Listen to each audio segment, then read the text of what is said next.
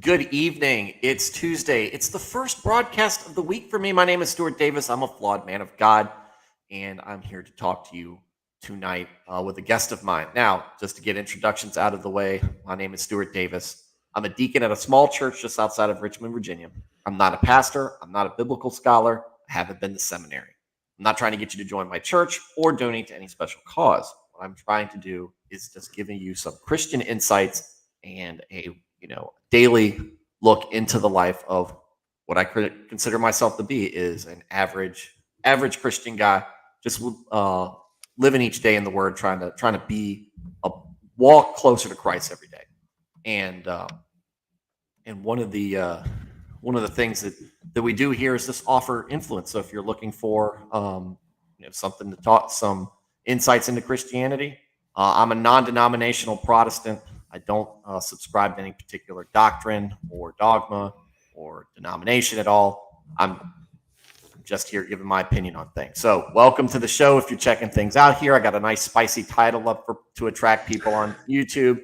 And also to attract people on YouTube, I have my guest, I guess I can call him a co-host at this point. My every other Tuesday co-host, angel legend, Mr. Eric Rolon.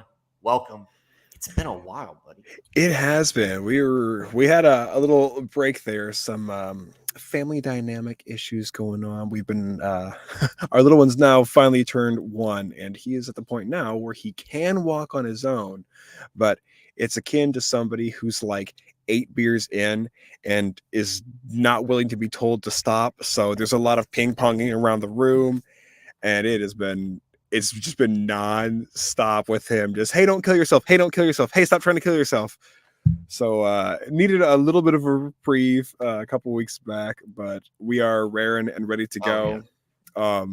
It's going to be a good talk tonight. Definitely going to be some heat coming from this pulpit.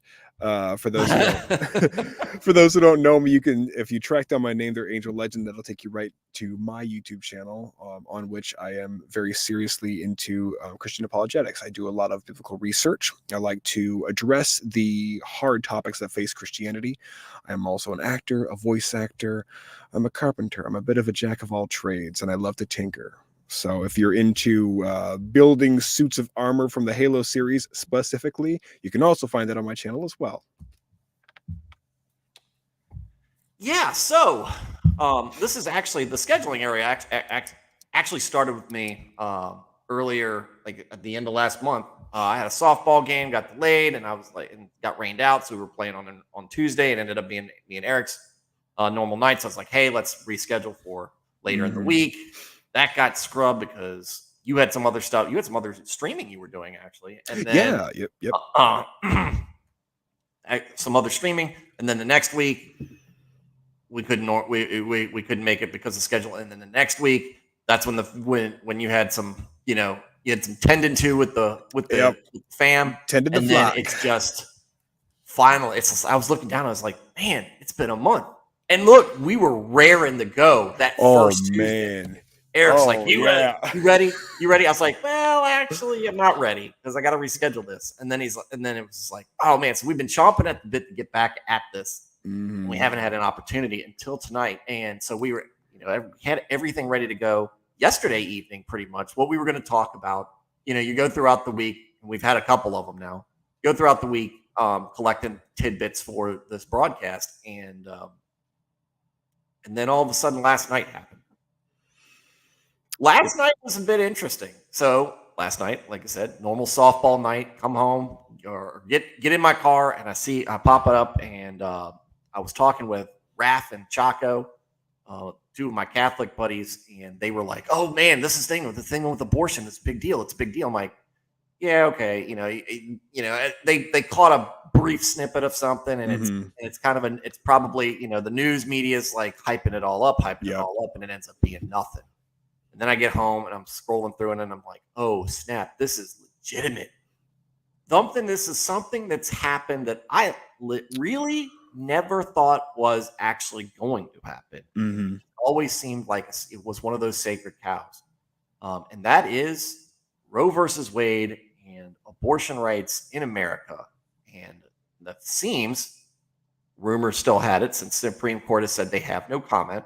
But it Mm-hmm. seems all but confirmed now that Roe versus Wade is going to get gutted by this edition of the Supreme Court, and that is big news.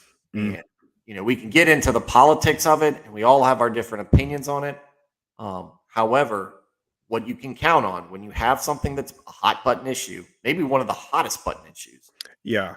and it does revolve around a lot of faith issues, is that you're Mm-hmm. going to get people within the faith and without it making commentary. And I don't really Yep. necessarily give a crap about what an atheist thinks about how a Christian needs to view Yeah. the abortion debate. I'm much more concerned with what our influencers, what our Yep. leaders within the Christian faith are Mm-hmm. saying. And so that's what we're going to start off with tonight. So, Eric, give me your thoughts on this to begin with. Sure. So my initial take, as you and I were talking briefly before, was when I heard it, it was like, okay, this has been a staple since decades before I was even born. This has been an issue that goes back to this constitutional make-believe right that somebody has to get an abortion, do away with their child. And it's one of those things where you hear just every single election cycle is typically a talking point of leftist media when they're trying to denigrate the Republican candidate or the conservative candidate, or even some of the, I guess, more centrist, more like what's the word, independent party people. They will throw shade at them saying, oh yeah, they're going to try and do away with Roe v Wade, they're going to take away your abortion rights, they're going to put an axe at the tree roots of women's rights, across the board.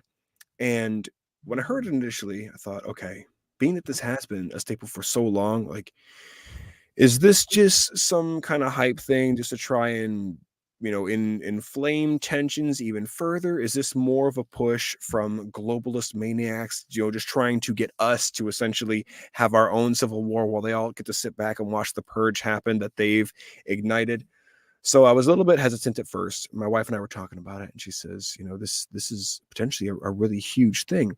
I said, well, I said, if they actually, go the proper course on this here, they'd have to actually go back and they'd have to go into the original arguments that were made for Roe v. Wade. And the entire thing stems down to one of the amendments, which is your right to privacy. And they, through a extreme amount of mental gymnastics, insinuated that somehow a woman's right to privacy also made it so that they had a right to get an abortion, and that was somehow protected underneath constitutional law. And then the people at the time who were bringing that up, saying, oh yeah, this is constitutionally protected, couldn't even be bothered to point out specifically within the Constitution wherein that right was protected.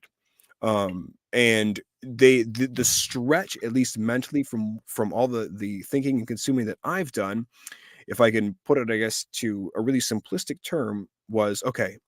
So a woman gets knocked up. She's afraid to let anybody know about that because of possible repercussions within her family, her job, her friend circle, her church circle. So she wants to keep it private. Well, she can just go to her healthcare provider, and out of the sake of privacy, he can go ahead and afford her the right to kill that unborn child. And therein is her right to privacy protected, which you destroy our inalienable rights, which is our right to life, liberty, and to pursue happiness. And the very first one of which is the unspoken one, which is your right to freedom of conscience, which is why we even have the unalienable rights, our Bill of Rights, our Declaration of Independence, and our Constitution to begin with. So taking all into consideration, it was like, okay, if they really want to do this, they're going to have to go back and address a lot of stuff, from this initial Roe v. Wade issue. And then now we have, what is Jackson versus, I forget Dobbs. yeah, Jackson versus Dobbs. So I'm like, it's possible, maybe it's just a hoax thing. And then you find out in just the last 18 hours, like, oh no, this is a real thing now. This was leaked directly by somebody who was in the sphere, probably working as part of the team, one of the clerks of one of these judges here, and they got it out. And you think, okay, what's the purpose of them getting that out? Only purpose that I can actually surmise is that they are hoping to inflame tensions, and through public outcry and or physical conflict with people on both sides of the spectrum, those who want abortion, let's not limit anything, and those who are very hard against it. um I'm guessing they're hoping that it will inflame tensions enough that it will walk back the decision that the Supreme Court justices are hopefully going to do the right thing on. Yeah, and so my views on abortion have changed as I've matured, as I've become a parent, as I've gotten older, as I've learned more about things. Yep. And As have mine. yeah, and I came from being much more of ambivalent to not wanting to make a decision to feeling like it's the wrong thing, to now certain it's the wrong thing to do. And I know that comes with age, stupidity, arrogance. I don't know, a lot of those things. Not being in touch with your humanity, I guess, in some ways. But it's something that a lot of kids. I mean, if you think about it, it's something that a lot of youngsters really don't seem to have much attention span for. Though they hear from one side, "Ooh, very bad," and from another side, "Oh, this is very imperative." But man, I remember the first time I was on a college campus, and here's the interesting thing. So I went to Longwood University. My wife is a graduate from Longwood University. Their little claim to fame there is during the 2016 election, it was the site for the vice presidential debate. Oh, okay. So that was where Tim Kaine? Was it Tim John Kaine? McCain. And Tim Kaine and man, I'm having a brain fart today. We're talking about the 2016 election? Yeah. So Trump's VP, Pence. So Mike Pence and Tim Pence. Kaine, I think, were there, and that was a little claim. It's a sleepy college. It's really nice, real friendly place to go, but it goes way back in history to a predominantly women's college, and even further back than that. In fact, the dorm rooms I stayed in my freshman year were alleged to have been on the site of a place where women would go to get abortions, like in secret. So there was a lot of ghost stories associated with it, but it's in the Handmaid's Tale-esque vibes. Kind of. I mean, it's when we were talking about back in the 1800s, so it's a different time. So, but that was also the first time I ever saw an anti-abortion demonstration, pro-life demonstration, where they use it's very graphic.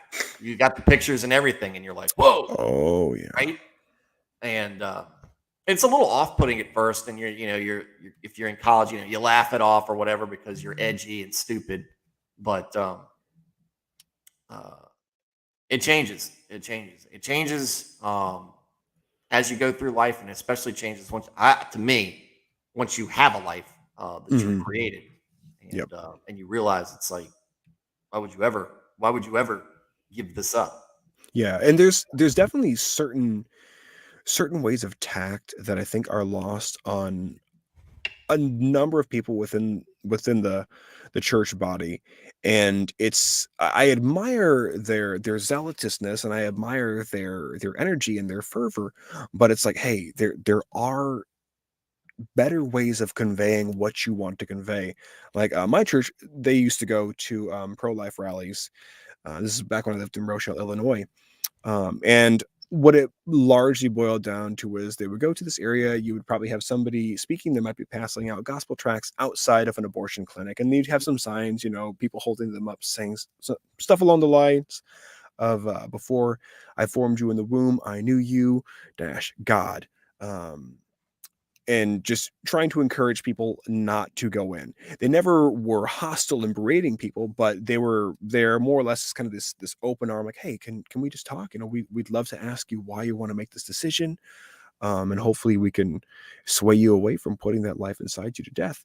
They actually had a drive-by take place while they were there protesting. Wasn't actual gunpowder and bullets. People did a drive-by on them with paintball guns while they were there protesting. Yeah. Oh, on the protesters to the abortion clinic, or the people going into the abortion clinic? The protesters to the abortion clinic. They actually had a drive-by. A number of people got shot up from our church with paintballs, which I mean, I'm sure that had to be a pretty intense scene for a second before everybody realized, oh, we're just getting hit with paintballs here. Yeah. But I suffice to say, their approach to how they went about it was, from as far as I remember, a more loving place, and it wasn't quite so fire and brimstone. It was like, hey, can we ask you why you want to do this? And, if you answer our questions, we'll answer your questions, which I think that level of tact, there's definitely room for the heavy-handed approach. Like I think you and I were talking before about the difference between a normal down home church that everybody, all the old parents, all the old folks go out to on a Sunday, versus the mobile chapel that might be set up at a truck stop. There's going to be very different approaches to how you have your service laid out for all the old folks versus a bunch of probably smoking, drinking truckers and or bikers. Yeah, and this is and you get two different brands, right? You get the soft spoken, hey, let's talk, let's have a conversation, and then you get the very fiery, very passionate. And this will lead me into what I'm going to share. So I'll start off with what I saw, and I'm going to get right into. I'm going to drill down. I've got two little parts here. Let me find it real quick. Got two little parts I want to discuss here. So this was the tweet I saw today.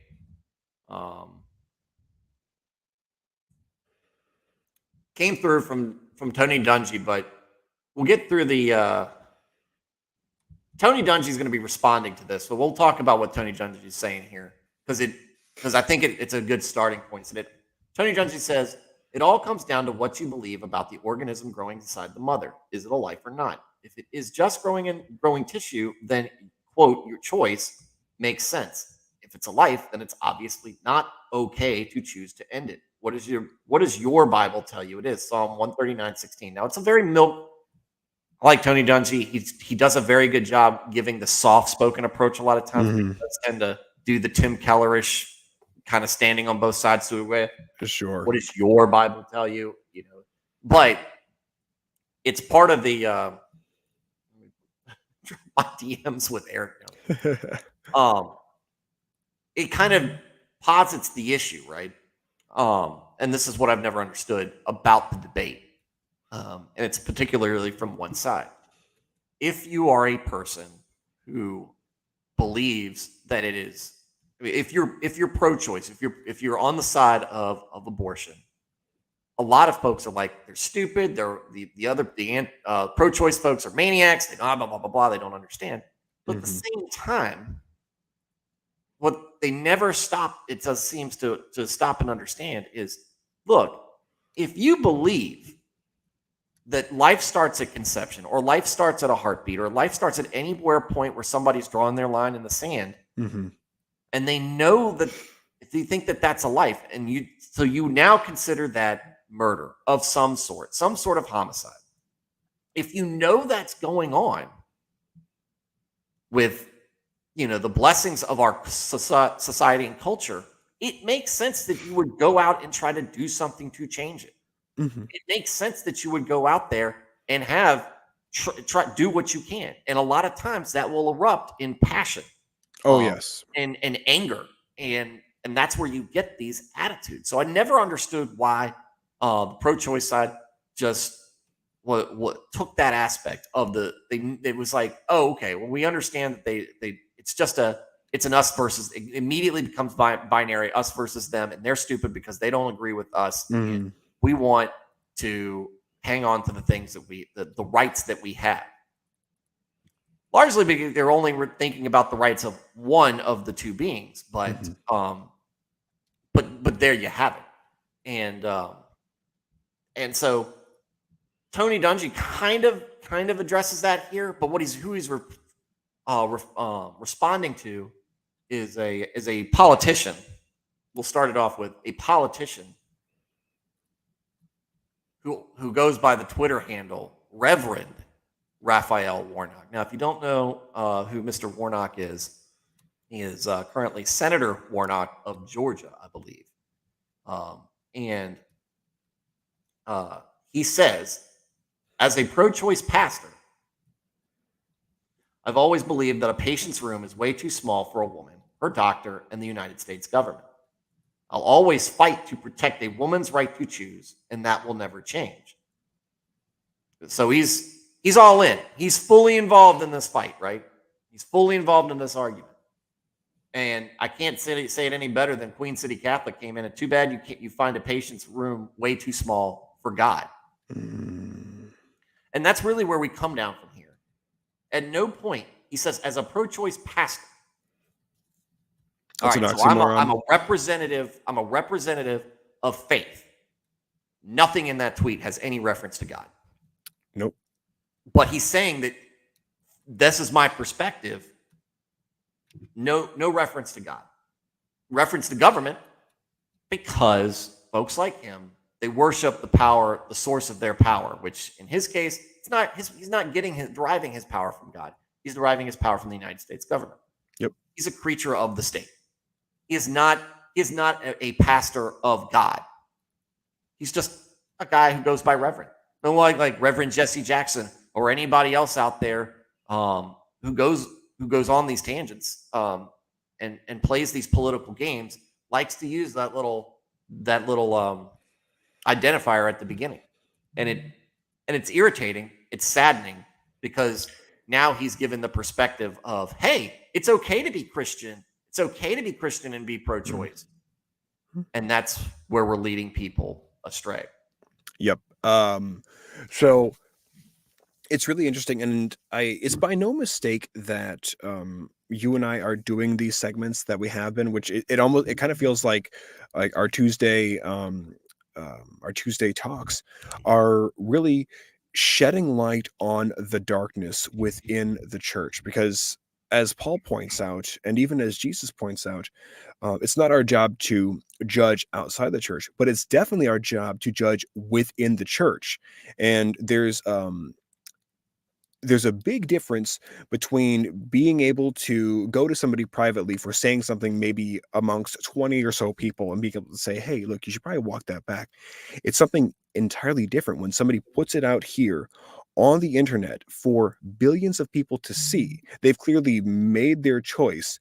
Now, a reaching out behind the scenes can definitely take place. You can say, hey, look, just want to let you know that this, and this, I see that you're cleaving to, even though you're also claiming to be a professional working for the Lord. This here is in conflict with the latter. So I think this needs to be walked back. Sure, that can happen, but right now this person has made it very, very clear, and they've made a public statement about what they espouse to. So there comes an impetus. That's the impetus now for us to actually have to step in and shatter that darkness, actually shed the light where it needs to be, and call out the evil that we do see being said and being distributed from behind the pulpits. So to this person here, first off, in that first sentence there, as a pro-choice pastor, that's an oxymoron. Light has no fellowship with darkness. You serve one master and one master alone. You can't serve them both because you have to hate one and love the other. that initially there is the first little tip off. This person is very clearly, if they are a minister, they're not living a minister's walk. If they are a Christian, they're not walking a Christian's walk. We know that there's a difference between inheriting eternal life and inheriting the kingdom.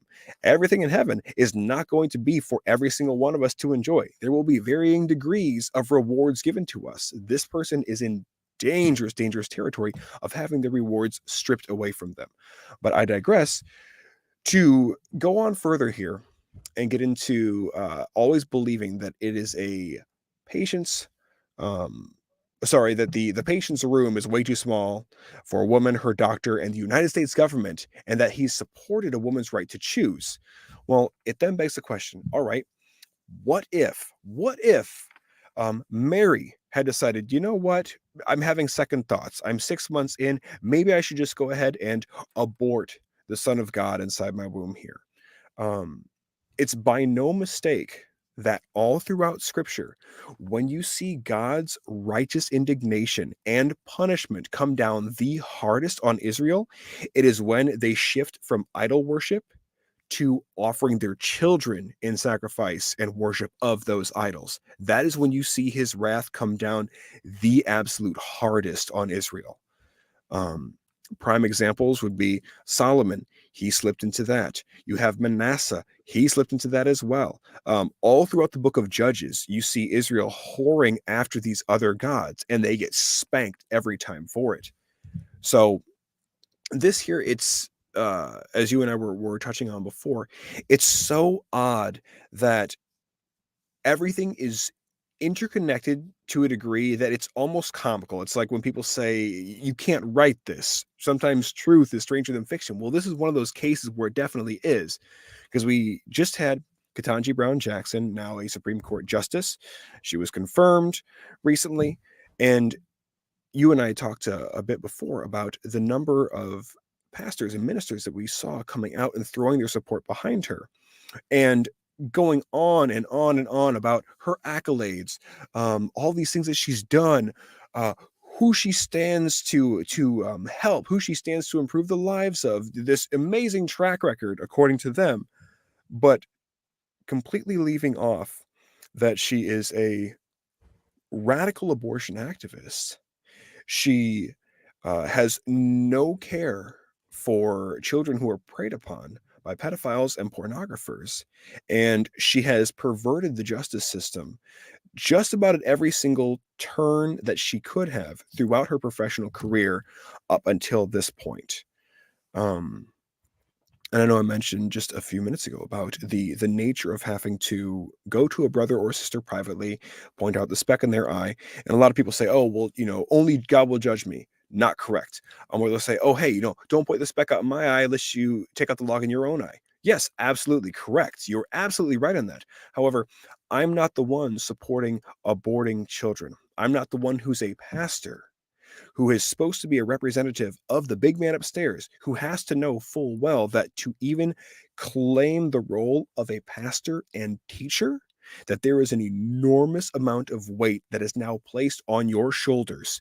And should you cause the little ones to stumble, as the J-Man put it, it would be better if you would just kill yourself.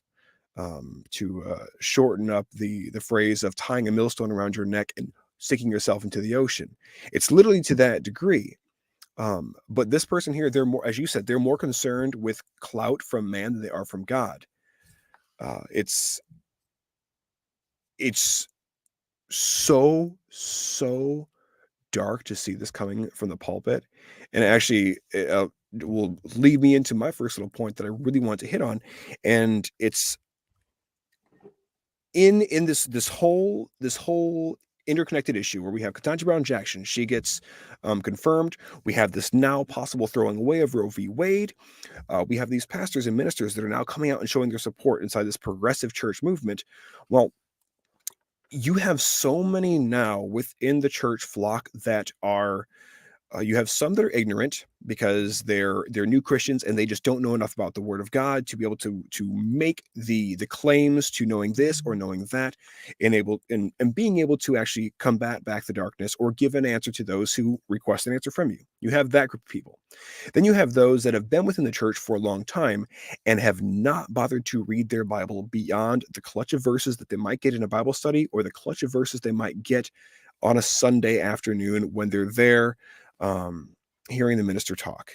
Then we have the third group of people who know full well, but they pervert the gospel, knowing exactly what they're doing. And they're, instead of worshiping the Creator, who is blessed forever, amen, they are now worshiping and whoring after the creeping and the crawling things of the world. So in doing that, you're taking those first two groups, the ones that are ignorant because they're new to this whole way of life, and then those who are ignorant by choice. And because of their ignorance, you are now going to be able to ply them so much more easily because they are not armed with the knowledge that they need to be armed with. And so I've seen in the last couple of weeks so many big pastors from a lot of big pulpits that have been preaching this garbage, and I'm listening to the resounding echoes of approval from their congregation in support of what they're saying from the pulpit, and it's literally going to destroy entire congregations across America, and I can't stand it. Yeah. I mean, and it's kind of what we see here. You talk about how big that room is for. He doesn't mention the kid, doesn't mention the baby, and that's part of that's the elephant in the room for them. Of course, the elephant is the much smaller in this case, and completely and totally dependent on the mother. Mm-hmm. Oh yeah, it's completely left out of the discussion at all. You don't get a choice. You don't have rights. Which I was trying. Man, I really wanted to get our friend, me and Eric's friend, Nick Ricada on. I wanted to throw and be like, look, I've got we're planning on bringing you on later on in the next few weeks, but just because all this abortion was a topic I wanted to bring him on for, and then I was like, you want to come on? And then I'm looking, and he did his whole stream of the Depp trial yesterday. Went and did a debate right after that. And did a 5-hour live stream. Wow. Went to bed at some point, I guess. Then got up, did the Depp trial today, and then said and then I think towards the end he said he got to get off and do another interview at 7:30. And I'm like, dude, this guy's gonna be. I was like, I'm not even gonna reach out at this point. Reach out, but he does a great job explaining the history, and I think we will still end up doing a panel with him on there because Definitely. I think that he really does a good job explaining the history behind it, beyond just the history in the United States with it, but also the legal aspects behind it and all that. And he comes from a very honest point of view about abortion, and that's one of the things. It's like you have to pretend, or so often that side, the pro-choice side, just pretends that there is no child. There is nothing that could potentially grow. It's just a thing. It's just a sprout, just a seedling. It's nothing that we can consider human at that point. They dehumanize it to the point where, so that you can rationalize in your head what you're actually doing. Mm-hmm. There's a great moment inside the movie Inglourious Bastards where Brad Pitt's character is talking to the Jew hunter of sorts, and he's talking to him about when they take that uniform off after they've done all these atrocities, they've committed literally hell on earth. What are you going to do after this whole war is over? And the response back was, well, I'm going to take this uniform off. And one guy says, I'm going to burn it. I'll put it away and never look at it again. And he says, look, I'm going to have to give you something that you can't take off. And he ends up carving a swastika into the guy's forehead to make it known that, hey, this here is a Nazi. But something that he ends up saying shortly before there is when he's talking to his group of the bastards, as they're called, these Nazi killers, he says, when the Germans are lying awake at night, when the German soldiers are lying awake, tortured by their subconscious for the evils that they've done, it will be with thoughts of us that they are tortured by. And that thing that he hits on there is the torturing that your own conscience will do to you. Because so many people, they have these conflicts. It's the way you see the young girls, you've seen it in movies, you've seen it in shows played out, you've seen it in those undercover videos where people film with inside a Planned Parenthood, which it's quite a far cry from actually trying to plan your It's an parenthood. industry at that point. Yeah, but you've seen these videos and these scenarios play out where you have the girl and she's sitting there and you can tell she doesn't want to do it. She knows what she's doing is inherently wrong, but it takes somebody helping them make that mental gymnastic leap to dehumanize the little person inside of them, to take away any actual right to life that they have. Because if there's no potential for life there, if all it is a cluster of cells, and they're trying to deny that it even has potential to live, then if you can dehumanize it, then you can make it, at least for a time, inside the person's mind, if only for that moment, okay to go ahead and kill. But that subconscious thought will drill its way back in. And when you see the reports and the statistics on women and the regret that they have after having had 1, 2, sometimes 3 abortions, and how it literally destroys them, any doctor in good conscience could not dream of suggesting that to one of their patients, especially if they're a general practitioner. They could not dream of suggesting that to somebody who they maybe even have watched grow up under their care. And for any pastor to make the claim that they could even be a pro-choice pastor, they're literally ignoring full chunks of the Bible. Because if God, before he formed us, knew us, then you have to know that not only is there potential for life, but the life existed before the physical substance was even there. Because we're called vessels. The man's called the stronger vessel, the woman is the weaker vessel. We're all called vessels, or the temples of the Holy Spirit.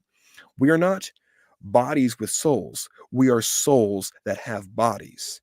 The most real part about us is the fact that we have a living soul, a living spirit. And that was in existence before the physical matter even built itself around it. So that pastor definitely carrying the Lord's name in vain for sure, right out the gate there in his first sentence. Well, he just says he's a pastor. He doesn't say he's a pastor for God. He just says he's a pastor. Then he talks about the United States government. So to me, it's just like where do your allegiances lie at that point? Yeah, it's and what you and the touch on about the woman is I'm going to get into that in just a second. I want to read this this chat from Fig.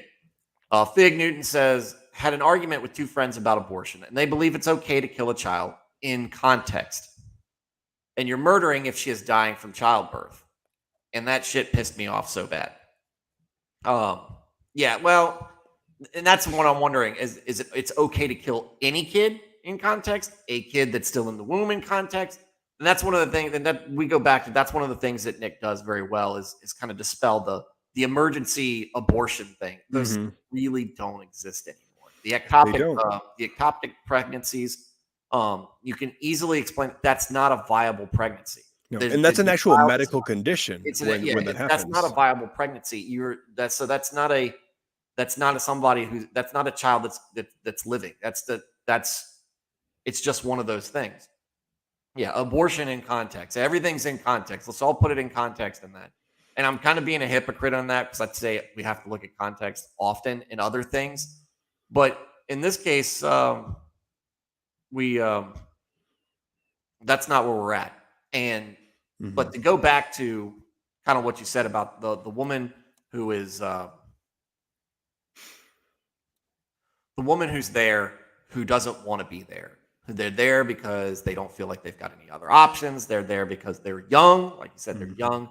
They don't feel like they can do it. They're worried about all sorts of things that are going on, society, their future, all these things that in essence, we'll look at it. Anybody in their early 20s, oftentimes as a kid, and especially, and even before that, teenagers, Oh yeah. Victims of assault and other reasons. They're there because they feel like they don't have a choice for one reason or another, and instead they could be somewhere else having a discussion where somebody could very potentially talk them out of it. Hmm. And Yes. I came across this earlier today, and this is Hans Feeney, who's been on the show before. He's a great guy to follow on Twitter, guys. If you don't, because he does a very good job, just kind of representing the faith. But he said he was responding to a guy who said, every church I've been a member of has regularly taught on the sanctity of life, supported crisis pregnancy centers, welcomed single mothers, helped families in financial need, and advocated for adoption and foster care. Don't believe the lie that Christians only care about births. This is a key talking point. And I love that Hans responded, quote tweeted it, responded to it in the way that he did. He said, the quote, prove you're pro-life, not just pro-birth, quote, unquote, people are like the Pharisees who kept demanding a sign from Jesus. It's not a good faith request. It's a lazy gotcha move intended to discredit the one who has revealed them to be unrighteous. Hmm. And he's talking about, and this is what I love about Hans, because he does such a good job of, look, this is where the debate level needs to be. This is what qualifies, and this is what's worth discussing, and this is what's not worth discussing. So Yep. we're not talking about, he's not talking about in a faith residence. He's just looking at this from a critical thinking standpoint and offering it, because this is the reality of this. And what the guy says is true, at least in my experience. My church, we're small. We're, like I said, we're 150 folks on a Sunday, and on a good day, on a decent day, we got 150 folks in church, worshiping God. We have a mission. We have several mission points. We had a mission point in Ukraine. That gentleman fled and came home. We have mission points in Africa and other places. We've also got a mission point that we talk about on a semi-regular basis in the Richmond area, which is a crisis pregnancy center. And our pastor, this is an issue that's very near and dear to his heart, and he takes it seriously. And I was actually talking to him about it because I wanted to be ready for tonight's stream. The Pregnancy Resource Center of Metro Richmond. And then when I asked him about it, he also threw out there's another one on the East End that's also very fantastic support and great people. This is a small church, right? And this is one of those things that if my channel ever gets monetized, I've always said it, if my channel gets monetized, that'll be great. Whatever I make, I'm going to send 90% of it to different things. That's one of the things I want to send it to. I've got a whole list, and if it ever gets monetized, I'll do an episode on, what my plan is to send this money to. But this is a small church, and this is one thing, just one place that we want to do. He's a foster parent. He's got a young family of his own, and he's also fostering teenagers. He's had some troubled teens come forward. He believes in this stuff, and he's not the only one. We've done things before where we've sent outreach and we've done things to help people. Churches like that are everywhere. It's not it's not always the, I got pregnant. This girl gets pregnant. She goes to church. She tells somebody within the church, and the next thing you know, she's ostracized. Yeah. Those are the places I want to know about, because those are the places I want to talk about. Put them on blast. Right. Put them on blast. So put them on one of these episodes right up here. Yep. But if you've got that information, you better come correct, because it better be real. Oh, absolutely. Absolutely. I know it's out there. I know it's out there. That was one of the things that I'd heard about from some of these Christian insurance companies, like MediShare, I think was one of them, and a couple of them. I used it for a brief time because I was working for a company that had a really bad health insurance, so I used them instead while I used there. And it was a nice place. But I was taught before I went on it. I went and talked to my pastor because I figured he would be a good resource. He goes, I've talked to people. They've had really good results of it. He goes, the one thing I thought was weird is they don't provide coverage for women for pregnancy for women who are not married. And I thought that was that hit me. I was like, why wouldn't they? When You Jesus think tells us it's our job to take care of the widow and the orphan. right, right. You don't. I mean, look, I get it. They're worried about surrogates. They're worried about women who are just not concerned about it. But you're not worried about. That's not what we're really worried about. I mean, we are worried about them in the context that they're a human being and their soul. But remember, regardless of the mistakes and sins of the person or the woman who is, I shouldn't say person, the woman who is pregnant. Regardless of that, you've got a very innocent child that's growing and helpless in there. Help it out. So I know that it's out there. But that doesn't mean that that's the norm. That doesn't mean that that there's no help anywhere. Trust me. If you live in a place and if they pick on the red states because we're the most anti-abortion locations, but they're also probably the most populated with churches. If you got an area with a handful of churches, at least one of them is going to be able to help you out. Just go. And go ask for help. I like Hans's take here too, because when he says it right there in the beginning, the prove you're pro-life, not just pro-birth people. Because the argument is, okay, so obviously you're pro-life, so I mean you must be pro-life at every single stage. And though it sounds hard to say, your right to be born is not the same exact thing as having a right to be kept alive. Right to life and right to be kept alive are completely different things.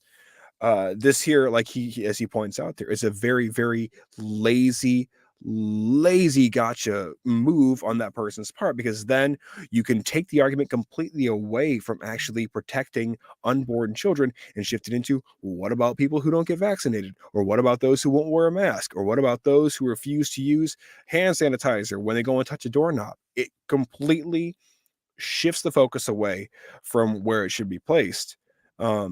It goes back. It's that very disingenuous. Let me excuse something that's wrong, because you almost admits it at that point. Let me excuse something that's wrong because you might have an opinion that's also wrong. Like you don't want to accept it. Yeah, And because then it's also, go ahead. Well, because this here, and you mentioned it before, it seems that they only ever care about one person's rights. And then you have the argument of, oh, well, it's my body, my choice. How are you going to deny me my rights? It's not that I want to deny you your rights. It's that I want to respect the rights of the person growing inside of you, whom you want to deny. Yeah. And here's the other thing. They try to put this now you're on the essence. Choose your pro-life by supporting the kid after the birth. Now they got I have all these other things that I think that you should be doing to support it. So it's like, yeah, okay, we want to make sure we're not ostracizing the mother. We're not definitely not ostracizing the child. We want to kind of rally around them a little bit. But then they're like, but then you don't do anything for them afterwards. Well, like, so where's your line on when we've done enough? And I'm not saying that you shouldn't do something for them afterwards. We're supposed to look out for, orphans, widows, that kind of thing, sick. But where does that end? And then they go, okay, here's my other political points. We need universal health care. We need universal child care. We need paid time off, for mothers and everything. This 6 months of maternity leave. And then the list goes on and on and on. And you've already seen that kind of rolling out. That's a discussion that we can get into. I don't try to get to, that's a political question, I think. That's not necessarily so much a faith question, because I've seen some people are okay with that. Some people aren't.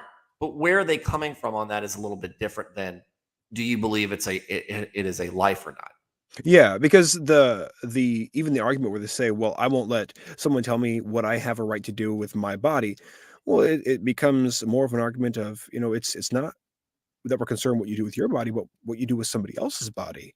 Because, and just to name a few here, over the last couple of weeks, there's been, as I mentioned, a number of pastors who have been coming out in support of Ketanji Brown Jackson, who we know is an avid abortion supporter or an avid pro-choice activist. So we had but not a biologist. Yeah, not a biologist, Not a even though biologist. she supports women's rights, which is like, okay, well then how do you even tell? And when you see these dumb memes floating around there, because it didn't exist like a couple years back, a couple years before it did, a couple years back from where we are now, it didn't exist, and now it exists again, but it's a whole meme of no uterus, no voice. Well, if we're really hard up for this trans movement, then you can't even tell me what a woman is or isn't. So maybe I just feel like one and I want to have a voice today. But that's a separate argument there.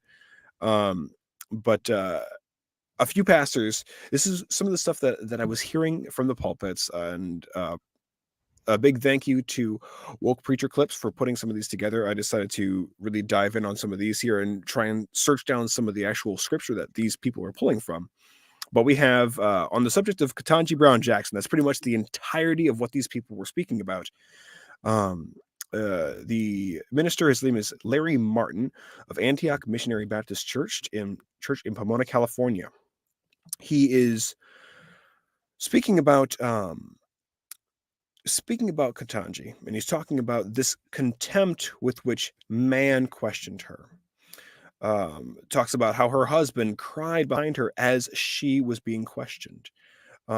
He is flat out talking, or he tried to conflate the idea of her being questioned and facing the scrutiny of her peers to that of Jesus Christ before the Sanhedrin the night before his crucifixion.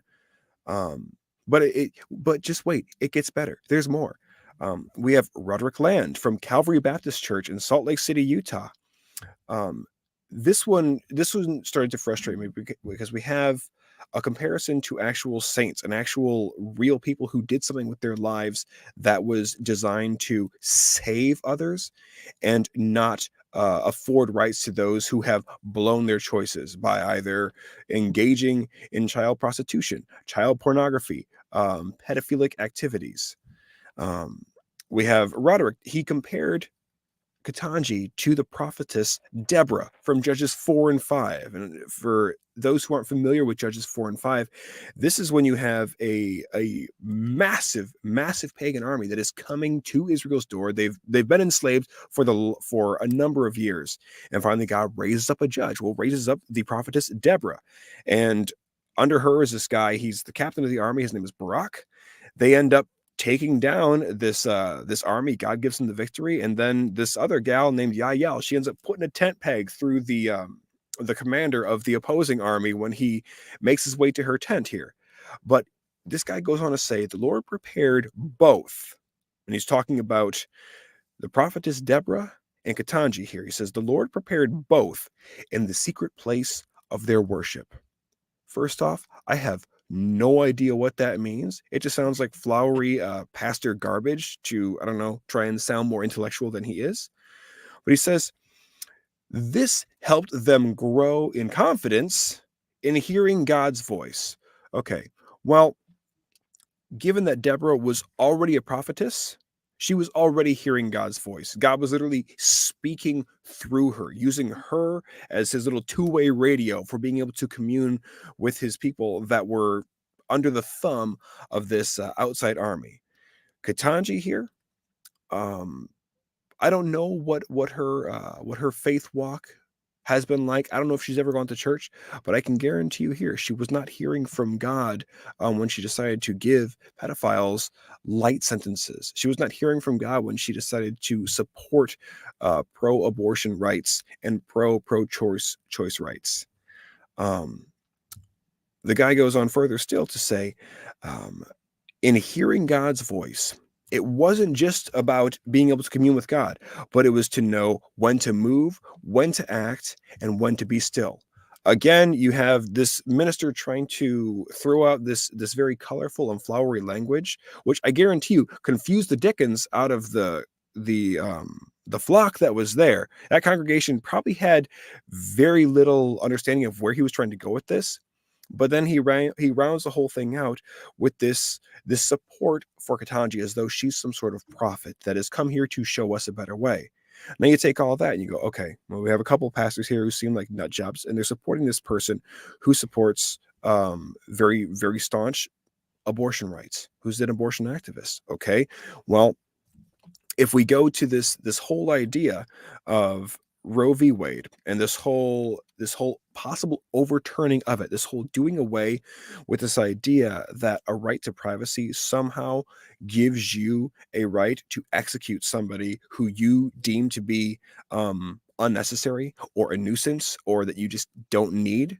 Um, if we take into consideration all of that, then you have to look at each one of these ministers here and each one of these people that we've seen, as you pointed out, the one already on Twitter, that are speaking in not just support of KBJ, but in opposition to the possible overturning of Roe v. Wade. You have to look at that as extreme hypocrisy, and it has to be called out, and it has to be called out for the evil that it is.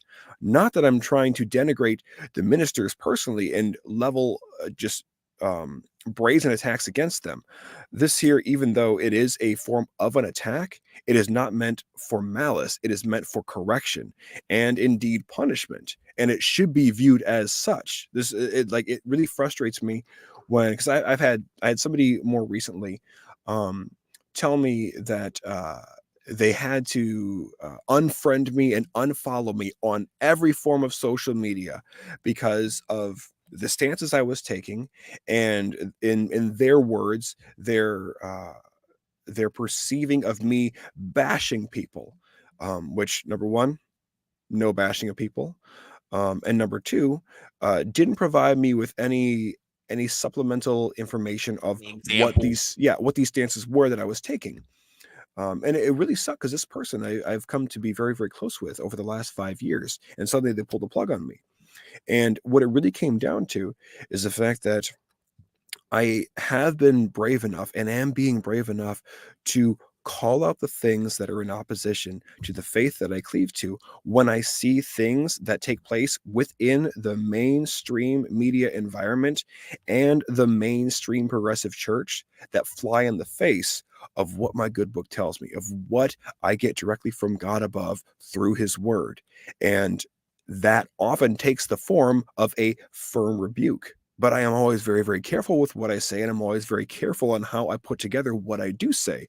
You are as well. Like your Twitter it's an awesome little war zone on there. But it has to take place because so few people out there are actually speaking about these issues with any kind of knowledge of the good book themselves. It's like you and I have talked a number of times about how Christians oftentimes they know just enough of the Bible to get into trouble, but they don't know enough to dig themselves back out of that hole and, as Peter says, provide a reason for the hope that is in you, being prepared to give an answer to anyone who asks. And looking at the number of ministers here that have been taking the stance here, um, it shows just how far the church has been infiltrated by this evil.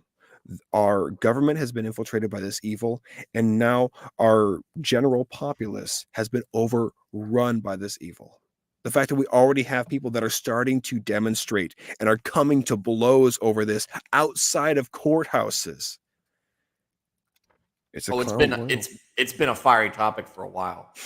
But that's what that's where it comes down. I mean, what's more important to you, your politics or your faith? And so for many people, it's their politics because for some reason that's what they're more attached to, and that is a bad thing. And look, like, again, you'll hear me say it. That stuff exists on the right as much as it does on the left. However, what we're running into the most are things like this with abortion, where it's just like where faith actually does run into politics a little bit. Mm-hmm.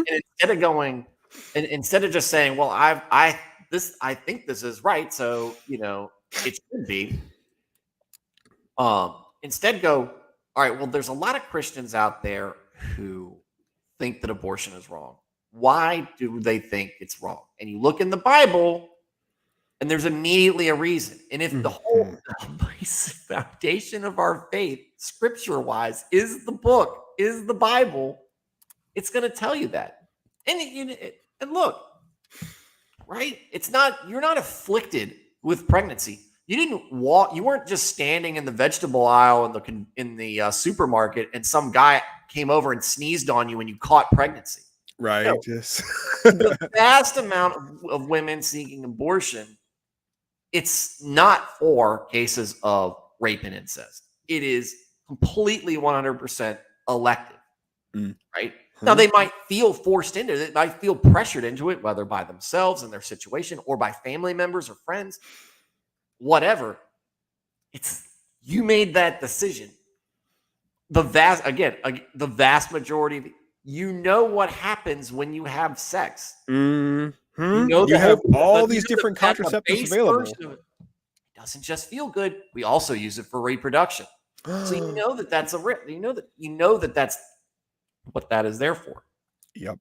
It's The amazing. risk. You followed your hormones too much or whatever.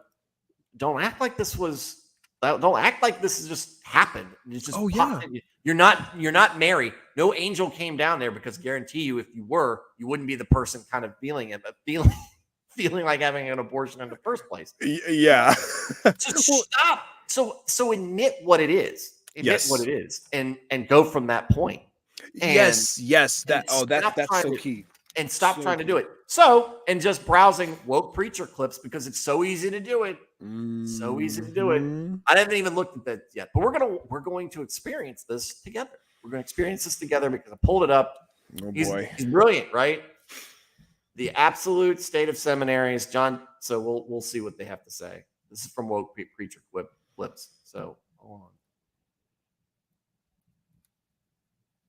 Let me see if I can get this pulled up. Why can't I? Where's the video? I mean, where's the audio? Have been oppressed is through their reproductive health crap. system. Hang on a second. Right, whether that is through forced pregnancy. I'm gonna start it over. I've got headsets plugged in still. Oh.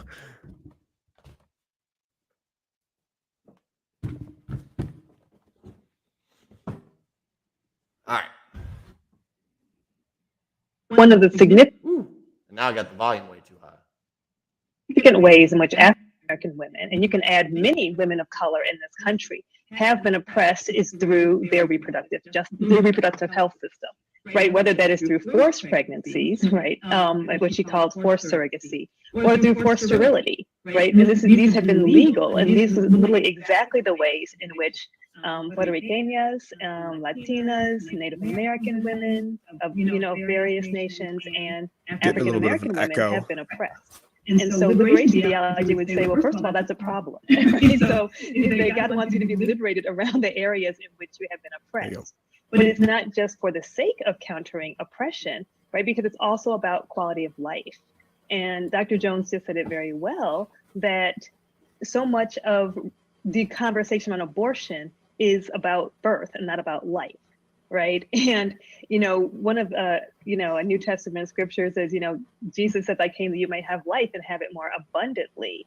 And so much of these conversations are tied to not wanting everyone to have abundant life, actually putting structures in place so that only a small percentage of people have agency and quality of life. All right. Well, we can stop there, because this apparently is going on in a seminary. I'd like to get a little bit more information about where that exactly came from, but you can see it's a bunch of students, they're all talking, and it immediately starts going down the checklist of political things. So we're going to talk about it's women, which, in context that needs to be talked, but she immediately talks about people, women of color, right? Minorities, right? Because that's going to add some oomph to your argument. Now you need to put that political bend in there. So you're already screwing up. And then she goes off on this weird tangent about how it's been used to oppress minorities, not in the actual context of what abortion actually was doing to protect to oppress minorities. It was intended to oppress minority births and to either keep them under control or wipe them out, because Margaret Sanger, known what do you eugenicist. Call it? Yeah. More black people are aborted each year than are allowed to be let live. So what is she talking about? Forced sterility? Yeah, well, I guess we're sterilizing you because we're telling you not to have babies. Like, that's okay, dude. So on that topic there, the forced sterility. Here's the crazy thing: all of this stems down to a war on children. There has been literally a war on children since the beginning of time. We saw time and time again, all throughout Israel's history, there was the doing away with the firstborn or all the male children. Herod wanted it. We saw a Pharaoh who wanted it. Then we even have the angel of God come down and go ahead and do it himself, provided you had the blood over the lintels and you were passed over, where we get the actual celebration from. But think about this. It seems that here inside the US, the globalist elite psychopaths who are trying to push this kind of narrative, first off, they want to kill your kid before they can even be born.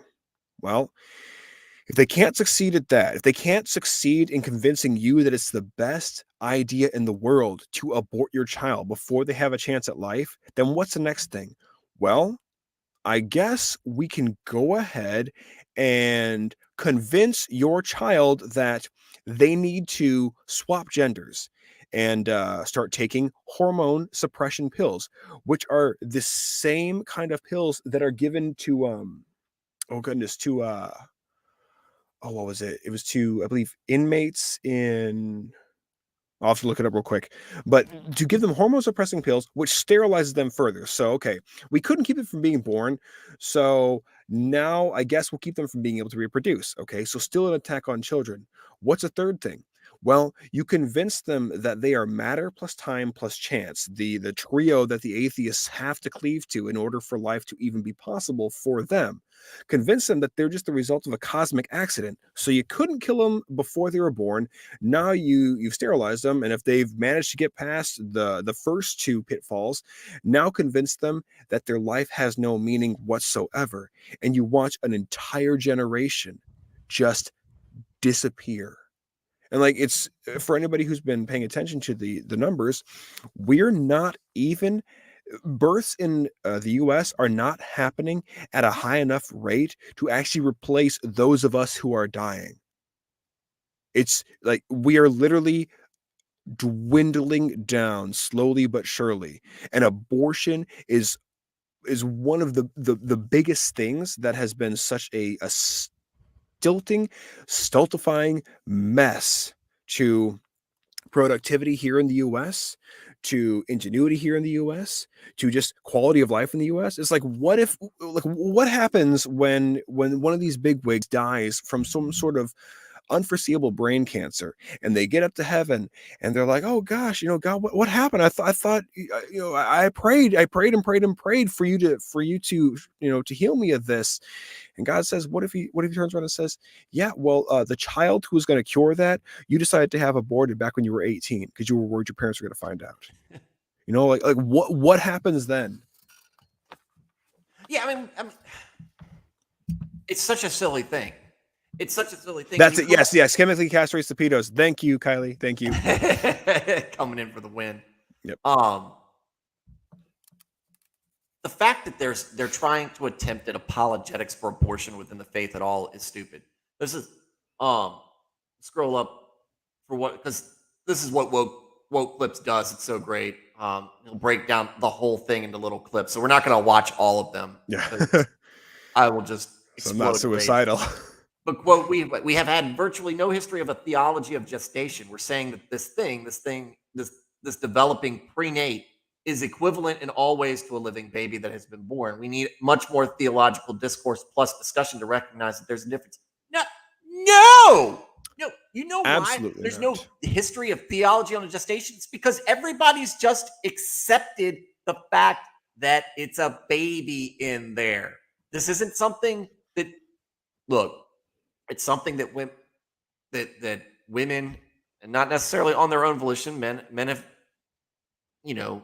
pressured them at times, or family members. That has always been there. Yep. Women for time on end have been taking abortificants and doing unsafe abortions for a long time. But we've never looked at it as a okay thing to do. And as Nick was talking about on a stream the other night or last night, up until the 60s or 70s, whenever Roe passed, it was still illegal.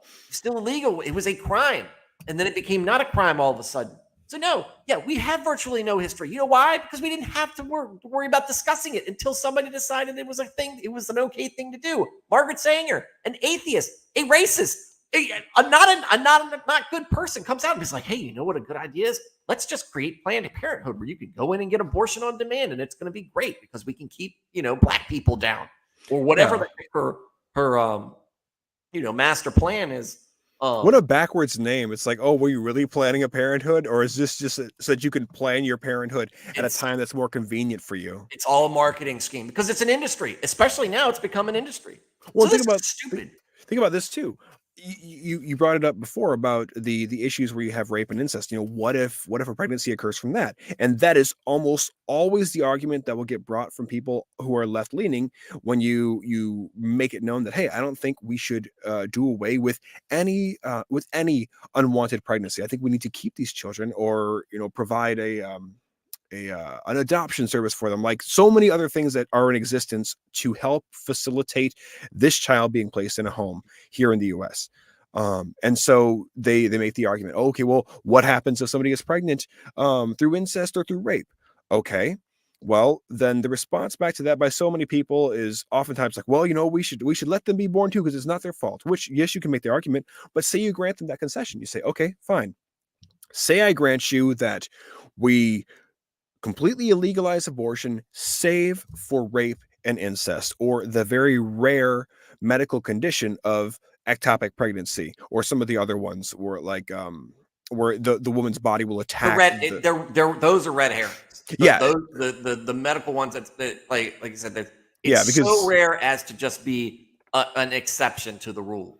Yeah, but say it's like you tell them, okay, we grant you that concession. Say if we allow just these two things, rape and incest, then are you fine with us illegalizing every other abortion and or reason to get that abortion? And they immediately will go, well, no. Okay, so why did you bring the damn thing up in the first place? Yeah, it's like if you're not willing to even concede on that, then you're not actually concerned about trying to find a middle ground here. You just want what you want because you want it. And we saw back throughout the good book time and time again, why were children being sacrificed? They were being sacrificed for three things: money, power, and prestige. That was it. What do people sacrifice their children for nowadays? Money, power, prestige. And their own poor behavior is what gets in the way. How you were talking, like career. Yeah, yeah. Like you were talking before, saying, okay, there's all these different forms of contraception. Or if you work at Hobby Lobby, one of the 16 that are provided for you by them, you had all these opportunities to make this not happen. And now because you decided that, oh, well, it felt better, so we went ahead and did this. Now this little person has to die. Like there's a video floating around out there of this gal who's a pro-abortion activist, and she's talking to a classroom of kindergarten children. And she's explaining to them what an abortion is, and she's trying to dumb it down so kids can understand it. And they grab hold of it pretty quickly. They were like, okay, so you're killing the baby inside of you. And she mentions, well, I had an abortion. And they go, oh, well, how come you had an abortion? And she's like, well, because I was pregnant and I didn't want to have the baby. And they said, well, how come you got pregnant? And she said, well, because I had sex with my boyfriend and we ended up conceiving. And this is why we have a Don't Say Gay bill, right? And one of the little kids asked, they said, well, you said that you guys could use condoms to prevent pregnancies, so why didn't you use a condom? Her response back to them was something approximating, well, when you have a decision between what you know you should do versus what feels really good, it's really hard to do what you know you should do. To which every child in that classroom gives her the look like, lady, you're retarded. Yeah. And rightly so. What is she doing in there? This does not need to be discussed. Again, you're going to drag me into this. I don't want to talk about this right now. We talked about it a while ago. Into the paint. Let's get it. Not belong in the classroom. It's bad enough we're dealing with this stuff in the church. Well, it's bad enough we're dealing with this stuff in the classroom, and now we're dealing with this stuff in the church. And that's so. But again, here's the other thing: when you look at this, when they're talking about the theology behind it, they don't want to call it a child. They still don't want to call. This developing pregnant is equivalent in all ways to a living baby, except for the fact that you're calling it not a baby. You're saying it's something else. You're moving it away. You're taking its identity. You're taking its humanity away from it already. So we already know where you're, where you're going with this. The gang brainstorms a theological justification for abortion. We Catholics, I'm assuming this is a Catholic seminary then, also have an incredible theological thinking about human dignity. Oh, really? And again, forcing someone to give birth, how does that honor someone's human dignity? What is the dignity of being killed and vacuumed out of somebody's womb? Yep. It's What's the dignity there? That's you're weighing two things, right? You're weighing a person who made a conscious decision to make an act that they knew would have an end result of X, and then you've got somebody who is unwillingly or just a product of that. You know what's crazy is every single birth that takes place, every single pregnancy that takes place is the direct result of human choice. Now, for some, they willfully make the choice. Yes, we want to get pregnant. Some of them futz around and they make the choice inadvertently because, they didn't use proper protection or they weren't being safe, if you will.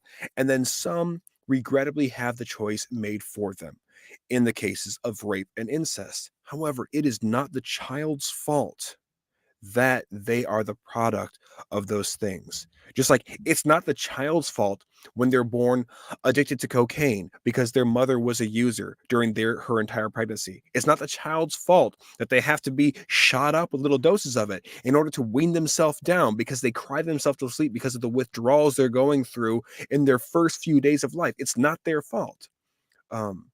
Suffice to say that just because we made the choice or we had the choice made for us does not mean that we have the right to make the choice for them, for the little person inside. And for the church to even try and say, for the Catholic Church or this group here to even try and say that they have a theological blueprint as to how abortion is allowable in the eyes of God is complete heresy. Absolute complete heresy. And I'd be hard pressed to see if they have any truth left within them, because when you get to that degree, according to 2 Timothy, there is a point where you can go to where you do not want to go, and there is no coming back from it. And that is once your conscience has been fully seared, completely fully seared, that is where God gives you over to what the Bible describes as the spirit of delusion. Literally gives you over to full-on corruption, and you are no longer able to discern right from wrong, just from unjust. And these people are skirting dangerously close to that edge. Dustin Germain says, "Sup? What's up? What's going on?" Sup, Dustin? Fig said, Fig said the right of the child overrides everything. I think the right of the child equates to the right of anybody else. Right, but you have the unique situation where it is fully dependent on the mother. Again, the mother made a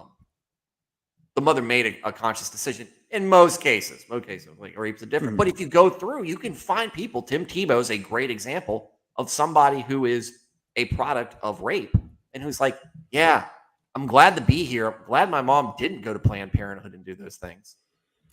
Oh, Justice from Protestia, awesome. Thanks, Justin. Glad to have you here. You do some great work. I've got him an article tagged from that I had on here before the Roe V Wade thing, or before the Supreme Court thing broke. But it was one of the things we've touched on a little bit with Christian bands, Christian music groups. And then one of them will get a little heretical, or most of the time just go full apostate. Go, I've never really believed to begin with. I'm like, yeah, well, that's great.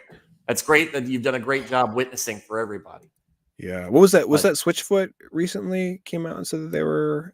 I don't know. That LGBT, would be, or was it Amber Lynn? I'm trying to remember. Oh man, I listened to both of them. Not necessarily because they've got a spiritual bent, just because it's It's easy music to listen. Yeah, listen to. yeah, very So- good. Ready, Fuels? Come on. Yeah. Oh yeah. It's Union Seminary. That's where this Zoom thing from Union woke Seminary. preachers coming from. So, I mean, this is what we get into. This is what we get into. You have to jump through hoops to justify why something that's very basic in the Bible. And it doesn't this isn't the only place. We've talked about it before. Homosexual behavior, women in positions of leadership. And that's where you go from, hey, it's okay that a pastor is gay or a pastor is a woman, to now you've got some woman making a prayer to the God of many genders, which is another one I've got that I don't think in this past month that's come up since we last did one of these episodes. It's dumbfounding. Mm-hmm. It's dumbfounding. Why is this stuff happening? But we're going to see that. We're going to see this more. Tim Keller's been really silent on it. All the usual suspects. David French, for once, I haven't been completely driven to reply to one of his nonsensical things. Mm-hmm. He's towing the line right now. We'll see how long that goes before he breaks loose completely. Yeah. Well, like, here's another one. So going back to even just the charades that I've been seeing from the pulpit, we have more in the saga of supporting Ketanji Brown Jackson. We have David Bo Babcock from Homdale Community, UCC, and this is in Homdale, New Jersey, or Homedale, New Jersey. Middle of the church service, flat out says the bravest people on earth are transgenders who come out and self-identify as such. They risk everything to be authentically themselves. It says Ketanji Brown Jackson withstood questions from the white patriarchy, and she was courageous for it. People who need us to be strong and vigilant, to stand for truth, support noble causes, to prevent war, to address hunger and homelessness. Okay. And even to confront others and their bigotry. When we stand up for others, God stands up for them too. And then he compares our need to not back down like Jesus didn't back down from the cross to Ketanji Brown Jackson. You have that kind of charade going on inside the church where they're literally deifying man and woman. They're deifying humans' thoughts and machinations over what is actually written inside the Word of God. Like, that's what you have happening here with this seminary school. With Union Seminary, you have people here that are more concerned with man's approval and actually kowtowing to the current political climate, if you will, than actually doing what they know is right in the eyes of God. And what's so crazy is that the reason you see that happening more and more and more is because people become so earthly minded that they're no heavenly good anymore. People have forgotten that, hey, this is a game that we are playing, and we're playing for keeps. There is no prize for second place in this. You have to be all in, especially if you're one who cleaves to God as your Lord and Savior, the Word as His holy spoken word, and is supposed to embody this in your life 100%. And of course, we have grace for when we do stumble and fall, but we have to recognize also that we are still supposed to put our absolute best foot forward every single time. And to make concessions because we fear man's reprisal, we feel what man will do to us, it's such a dark cloud right now. And this push back to roll back Roe v. Wade is one of those moments where it's like, I feel like there's a small light at the end of the tunnel here, because America is not so far removed from the presence of God that it can't be saved, that time cannot be redeemed for America. America can still be that incredible bastion of freedom built on Judeo-Christian principles, but it's going to require way more people like yourself, like myself, like others who are vocal online, who actually speak out and bother to get into the Word of God and show their fellow brothers and sisters in Christ exactly where the truth is, show them where they're in error, and how to live that better way that Paul talks about, revealing to us as he does in Romans and then his subsequent epistles. More of us have to stand up and actually make those declarations, make those choices, because as you mentioned it, you have sometimes politics is downstream from what the church does, and sometimes it's a reverse. And we all know that culture is downstream from politics. However, for the founders, the Bible was their literal blueprint for the litigation, for the laws they passed, and for the rights that they contrived to put inside their Declaration of Independence and their Bill of Rights when they were telling King George III, hey, we don't want to be under your rule anymore because you are restricting us and our freedoms to be able to live, breathe, and have our being in our Creator. It it has to be attacked by more than just you and me, because as much as I love doing our Tuesday shows, we're able to shed some light on this. Like this video, it needs shares. We need more people that are also coming to the table and saying, no, this is unacceptable. You may have gone to seminary, you may have graduated school, but you still have some learning to do. You still have some massive learning to do. And the more people who actually take the time to as you and I do, to actually consume the Word of God, the more people will have armor to actually be able to make a defense against this craziness. Yeah. Well, and like you said, it's up to people. It's just every man, and then on knuckleheads like you and me on here, and also and Dustin's going to run, but I'm going to bring up the Protestia thing, him doing the work that he's done, because I've used him, I've looked him up. He's just come across a couple of times some good work, and he's ruining my night here because he's saying he brought up Reliant K. Like Reliant K. So he said Reliant K is touring with an openly gay Christian artist, Semler. I don't know who that is. And John Foreman of Switchfoot, so he's going to knock them both down, praised her as well, saying he supports her rights and freedoms, praised her work in music. So a couple things wrong here. All right, let's start off with the beginning. Reliant K, that's the mistake, right? It's okay to support a person's, faith and growing in it. As long, again, we don't ostracize people because they have sin. We try to help them through it. We have to understand. Do you understand that what you're doing is sinful? That this thing that you're struggling with, whether it's homosexuality or alcoholism, anger issues, jealousy, infidelity, all these things. But you don't sit there and go, "Hey, I know you've got this thing going on. I'm on a tour with you as well." When you're open about it, you'd be like, "Look, I hope you fix it. Things. You're a good person. I love your heart. I want you to grow and make it, and I want you to change your ways. And if there's anything you need, let me know. But I'm not gonna tour with you because this is what you're doing. You're living a life that's a poor example. And if I tour with you, then I'm basically co-signing onto that. This is okay. I'm acknowledging that it's okay in some way. It's not. Yeah. So that's Reliant K's mistake, and what he says. John Foreman of Switchfoot praised her, saying he supports her rights and freedoms. You shouldn't. You shouldn't. You should be like, look, this girl makes good music. She really loves this thing. She loves God.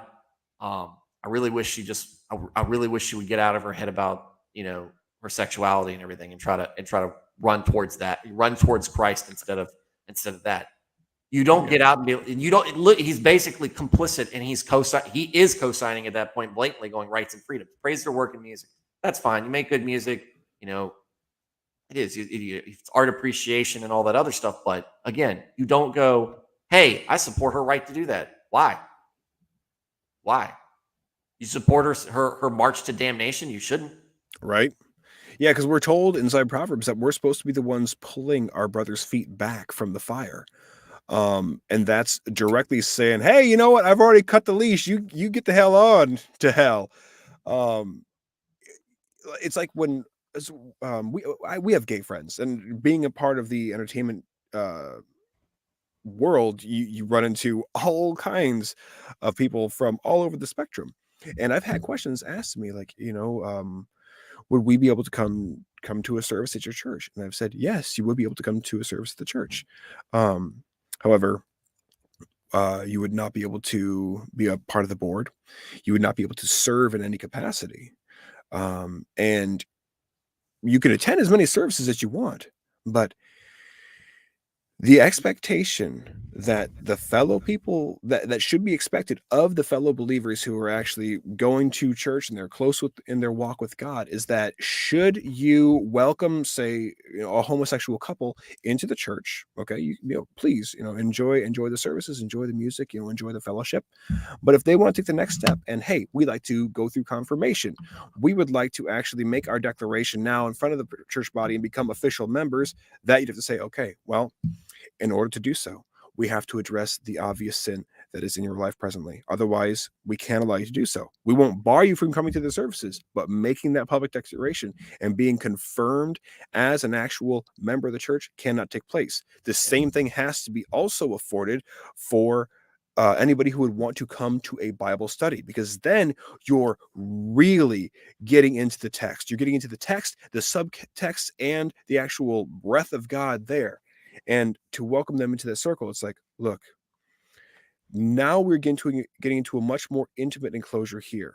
And in order for you to be able to do that, because we cannot have fellowship with darkness, you now have to meet us the halfway that we need you to meet us, which is removing the sin from your life. And then once you've fought that battle and you've won that battle to get free, we will help fight alongside you to stay free. Yeah.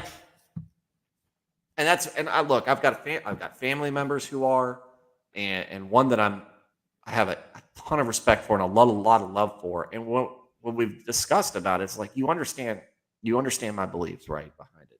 I love you, and I will hang out with you, and I'm going to spend time with you. And there is all sorts of fellowship I can have with you from one person to another.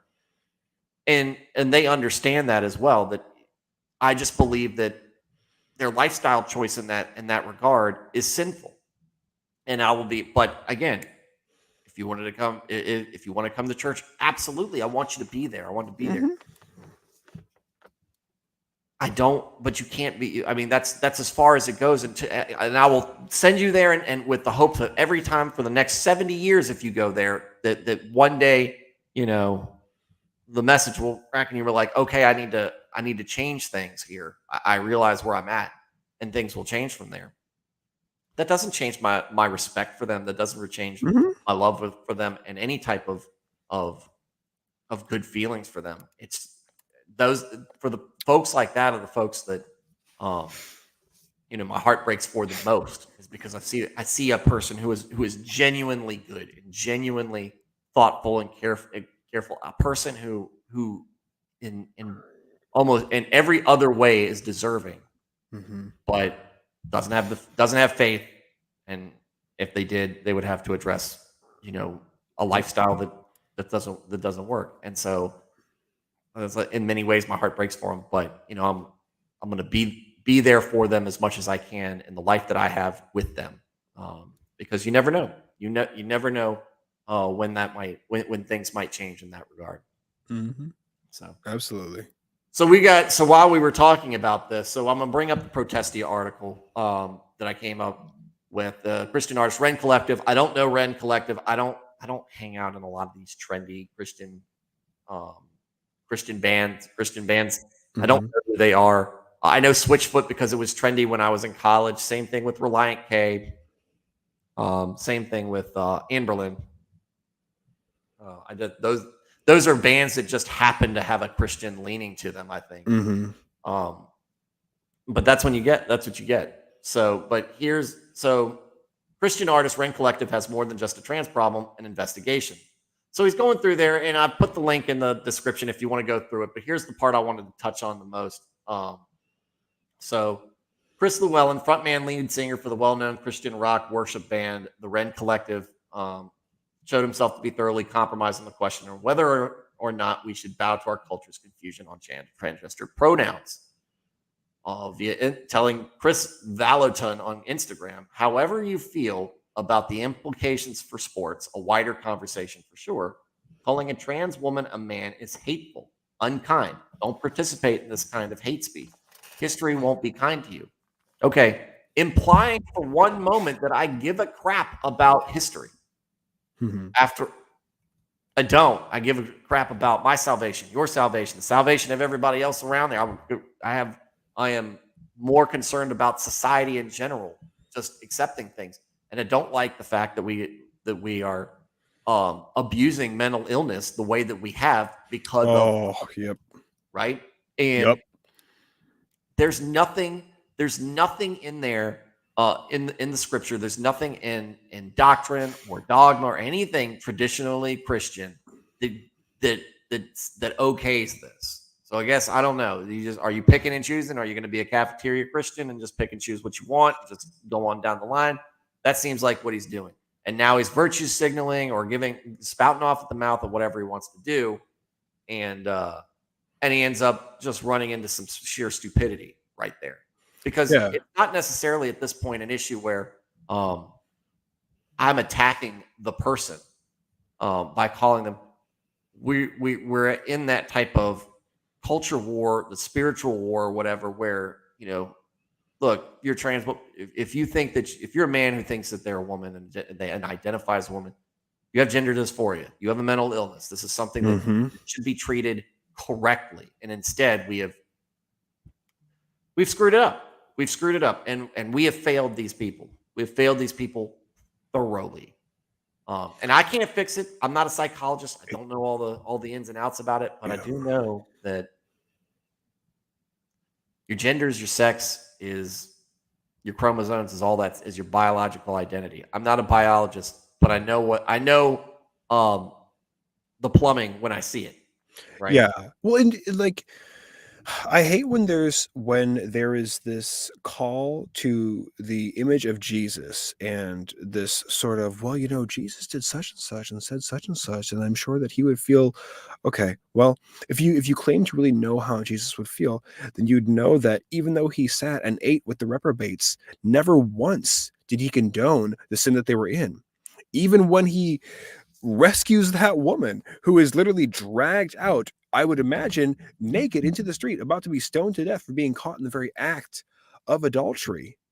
And after she looks up and he says, where have your pursuers gone, or where have your accusers gone? She goes, well, there's nobody here. He says, is there anybody to condemn you? No one. Yeah, I don't condemn you either. Now go and sin no more. It's like you were saying, we don't have to sit here and make a big deal and try and bludgeon the person upside the head for the sin that they're in. But at the same time, we do not condone it whatsoever. Like for that gay musician who claims to be Christian. Sure, yeah, you make great music, and you, by all intents and purposes and by all appearances, you seem to love God. However, you're not living a godly life in your current sin. And it's unfortunate that sexual sin is the only sin that is recorded inside the Bible, as while every other sin takes place outside the Bible, sexual sin is the one that is committed against one's own body. It's because it's such an intimate thing, but it stems from the disease of self that we all have. And after you're done with this one here, I wanted to jump to one that I've got over here because I think it'll tie in quite nicely. That'll close us out for the evening once we do. But yeah, and so this will be a kind of a precursor or a preview for someplace I'm going to be heading in the near future at some point. This will be my last comment on this. Llewellyn has some deep-seated problems, all of which likely stem from the deconstruction of his faith he's widely acknowledged he's undergone in the last 10 years, explaining this part, the deconstruction part. When I started asking big, bold questions about who God is, they warned me I was losing my faith. Nope. I was finding the wonder all over again. Maybe they were warned. Maybe they weren't. Maybe you weren't asking maybe the questions, the big, bold questions that you thought were really important and poignant, were more red flags, and somebody was trying to wave you off before you careened off a cliff. Deconstruction is something I really want to get into at some point, because I know it's a huge problem in the faith right now. It's a big point. It's a big entry point into modernization. It gets people away. It gets them more involved in political issues and all sorts of other stuff. And this is what it is. This is the why were you asking big bold questions about who God is? Who were you asking about it? Were you praying about it? What was this whole thing? And why was this whole new revelation? God isn't a new revelation that gives you clarity on things you should already know at this point in your life. If you've been raised Christian and been, been educated or educated yourself or read the daggone Bible, it's more than everybody comes out. It's love. It's love. Yeah, it's love. It's also discipline. It's also responsibility. It's also looking out for the people around you in a way that helps them grow, not just gives them everything that they want. Like, look, I see if you're a man who thinks he's a woman, you're still a man to me, right? And I get it. I get it that you think, and you might be upset about that, but you're still dude to me. And that's just the way it is. The whole Joe Rogan episode recently where they had the lady from Twitter on there going into that circular logic on that. It's deconstruction's dangerous, and I want to get more involved with it. And as far as getting somebody on the program who can really define what goes on in that process, why we see people, why it's so trendy, who's pushing it, and where people go from where they start off and where they end up. I think that'll be interesting content. I think so. Absolutely. All right. So what's your last deal? So my last one, it goes, and it's going to be an interesting tie-in, but this is going back to so much support from the pulpit for this justice that supports so many things that are in opposition to what us as good-intentioned Christian individuals have to essentially name as what we stand on when it comes to living a Christian walk and actually walking that out in your life. And this is going to be an indictment to a number of pastors, because there are a number of them that share these same sentiments. And this is that disease of self that I was talking about a second ago. It's this idea that there is more to the person that we are and more to affirming certain things within us than there is to actually acting on behalf as an ambassador for him who sent us. So this is some random white pastor. I don't know his name. But it doesn't matter. doesn't matter. But he talks about the impassivity of the Virgin Mary. Okay. Says Mary demonstrates the critical importance of feminine integrity. Like, okay. Personal integrity, of being who we are regardless of how others will see us. She indicates how vital it is for us to establish equity for others who are oppressed because of their identities. And now he's talking explicitly about when Mary is approached by the angel and she is told, "You will conceive, you will bear the Son of God." And in that moment there, Mary has a choice. She can say, "No, I'm sorry, Lord, choose another." Or she can, in her non-vocalization of opposition to that, she can accept to now rear the Son of God. So he says, after he says, we have to establish equity for those who are oppressed because of their identities. He says, not a great leap to draw from her example. We must affirm ourselves and one another, especially the non-binary and the genderqueer.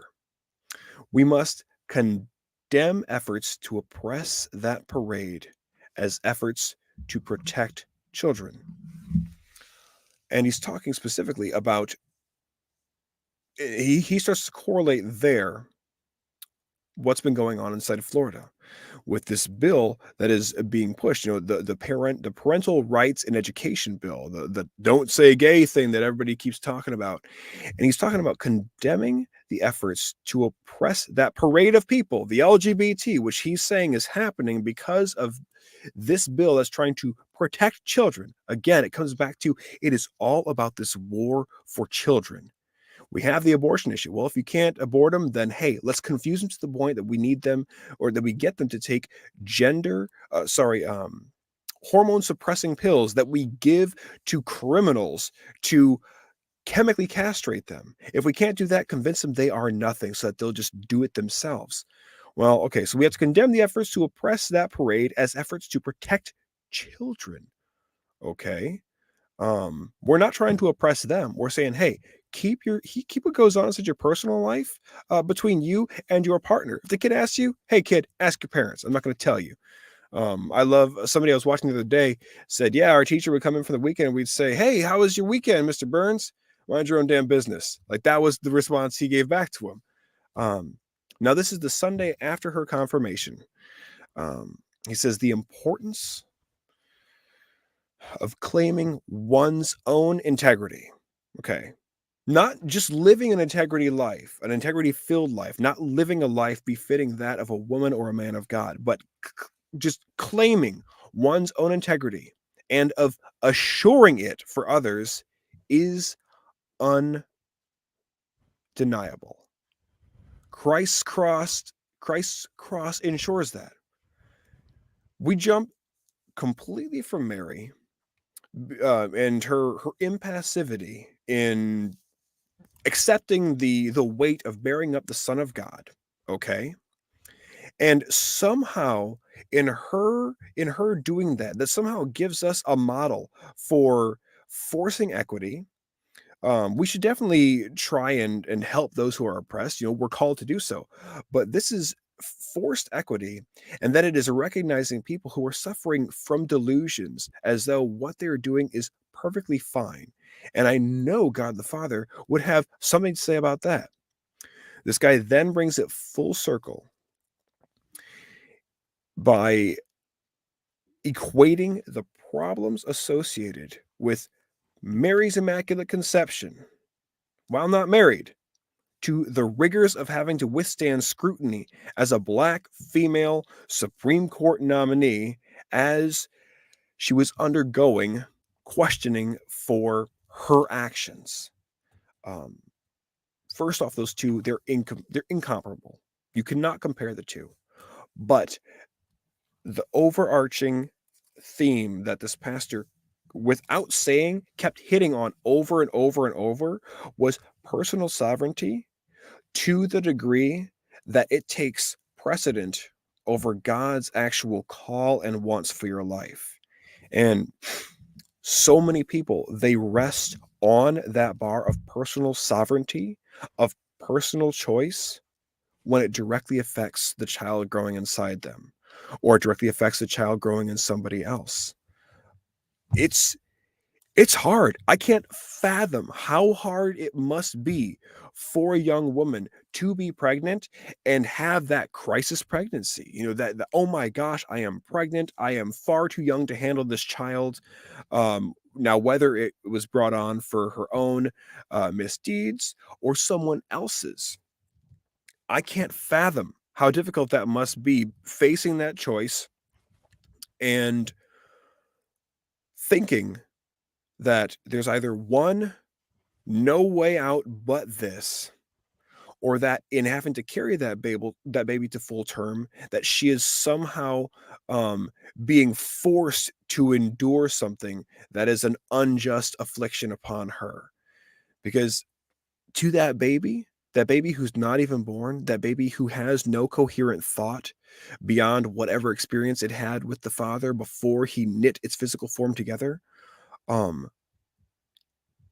the disease of self and the disease of individual sovereignty, when taken to the degree that pride will build it up to, that is what is killing our church right now, and that is why you have so many people that are so enraged about the possibility, not of abortion rights being taken away across the board, but a removing of a fallacious court approved issue that was built on lies to begin with, which doesn't just remove abortion rights for women or anybody, but it puts the decision back to the individual states. And it's one of these things where somebody says, well, I can't get abortion. I can't get an abortion inside my state anymore. Okay. Well, then if you still want it that bad, travel to a different state and go get it done there. I prefer you didn't, because I care about that little person inside you, just like I care about you.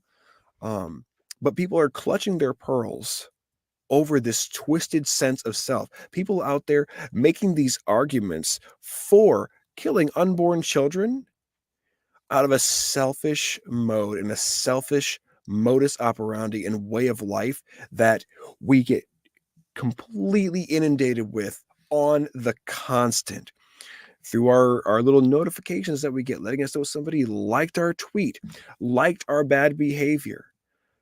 The disease of self has to be addressed, and through the work that you do, through the work that I do, through the work that other God-fearing men and women do, who can eloquently and fervently put to voice or put to pen and ink or to digital text what is in their heart of hearts and what they know to be true. If more of us can do that, I do think we can definitely save this nation. And I think, again, to reiterate, rolling back of Roe v. Wade would be a huge boon to that push in saving this nation. Yeah. I was trying to look up a source for this, but Christian Mario on Twitter shared this just a moment ago. And hang on, let me see if I can pull it up real quick. It was some figures. I don't know where they came from. Okay, I don't know where he got them from. I'm trying to find the source on it. But he goes down the list of why somebody would get an abortion, or why when they polled women on why they were getting an abortion. 0.001% the pregnancy resulted from an incestuous relationship. So what is that? 1 in 100,000 abortions. Yeah. So 0.001%. That's 0.001%. I think that's 100,000. 100. I mean, yeah, 0.001. That would be 1 in 100,000. Yeah. Yeah. All right. So 0.065%. The woman's life was endangered by the pregnancy. Okay. I'd like to get more context on that, but that's still, again, incredibly rare. Yeah. 0.085%. The woman was raped. Again, you don't really need to have an abortion for that. 0.288%. The woman's physical health was threatened by the pregnancy. Okay, does that tie in with the 0.065%? We're still not even at 8% yet, right? Physical health. How much was it threatened? Were you threatened? Was your health threatened that you might get diabetes from it? Were you threatened because you might, what's the healthless threat? That's an interesting term. Oh, I just plugged in. I just plugged in that number. It's 0.001 to be a 1 in 1,000. There. Yeah. 0.294%. The woman's psychological health was threatened by the pregnancy. That sounds like histrionics, but maybe somebody can break that down better for me. 0.666%, which is already suspect, but it said there was a serious fetal abnormality. Okay, at that point, we're talking about probably either it's a birth defect that they didn't like or didn't want to deal with, like Down syndrome, maybe. Or we're talking about a non-viable pregnancy, which doesn't really count. I don't count that as an abortion anyway. That's not an abortion. Then we get it. So we have it. All those reasons. We add them up. You gotta get some quick calculator time for me. Hold on. Come on. Hold on. Give me the numbers again. I'll have it. 0.001 plus 0.065 plus 0.085 plus 0.288 plus 0.294 plus 0.666. I don't even like typing that in. So we've got not even 1.5% Yep. of all of 1.399 of these abortions. Then we go 6.268. The woman aborted for social or economic reasons. That's elective. Then and then 92.330% no reason / elective. Okay, well there we go. There we go. So we're talking about all but 1.4. Let's get 1.4% has no real valid reason for it, and you can argue the other ones might be BS as well. Put that link in the description of this here too. That'd be great to have. I don't have the link for it. I have to. Oh. I was just perusing Twitter on it and came across it. And I thought that was proper at that point. Isn't it so crazy that you have literal law that gets signed in to practice because they kowtow to such a tiny minority? Even if you go back and look in the good book, God did not kowtow to the minority. He looked at what was best for the whole, and he told everybody else, hey, you may not like it, but step in line. You don't have to like a lot of the situations that you're in. And you don't have to judge. And if you make a bad decision, trust me, I've made them. If you make a bad decision, that doesn't mean you have to define it or come to terms with it to the fact where you think it was okay. It's okay. It's okay to admit that you made a mistake. Absolutely. That's part of that's a basic foundational piece of being a Christian is being able to accept the fact that you screwed up. Where you get sideways and start going the wrong path is when you start doing the wrong thing and then making excuses as to why it's right. This is why I don't like it when I'm, this is why I try not to make excuses when I'm spicy or salty on the internet. Because I don't want to say it was okay because X. No. You just have to own it 100% like I could have of the handled time. it better. Maybe I couldn't. Maybe I did do the right thing. I don't think so though. So that's one of my struggles, and we get there. So to close this part of the main discussion out. Look, we should be happy that this came down, and we should hope that this is a trend for the better. God, I hope so. This will avoid or at least provide a market deterrence, which I think it will. And so we should pray that this is something that we start that the pendulum starts swinging in favor of some of these things that go against God's or the pendulum swings against some of these things that God doesn't approve of. God considers sinful. That God talks about several points identifying why. We should also pray for a lot of these women that have these crises. Support them, right? If you haven't thought of it, and it's a real thing. If you're more casual in your faith, day-to-day faith, it is something to consider. Don't look down on women who have made a mistake. I'm not talking about the woman with 8 babies from 6 dads, though they certainly need God's grace more than anybody else. Yeah. But when you're thinking There's about some discretion. when you're thinking about a young woman who has become pregnant and she's worried about her future, she's worried about what other people will think of her, she's worried about providing, she's worried about a lot of things. Be supportive. Do what you can to help them out. Not help them out that mean that they have a crutch. Help them out to the fact that they feel loved and feel like they empowered to be a mother. This is another big thing that abortion takes, and I'm going to get on the soapbox just briefly on this. That abortion takes away. Motherhood is a celebrated thing more than fatherhood. It is, and there's no getting around it. And that's that's a perk for being a mom, perk for being a female.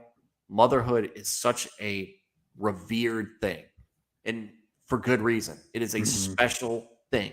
to be able to create, to build life and bring it forth and nurse it and have that whole experience and be a mom is such a big thing.